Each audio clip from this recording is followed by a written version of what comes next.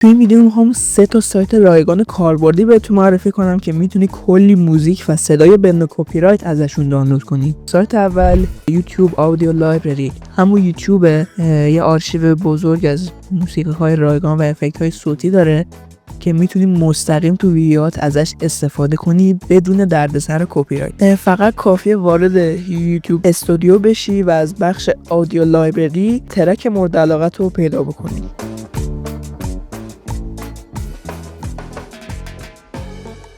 سایت دوم زاپسپلت. اینجا میتونی به هزاران افکت صوتی رایگان دسترسی داشته باشی، از صدای انفجار گرفته تا صدای کلیک یا صدای محیط.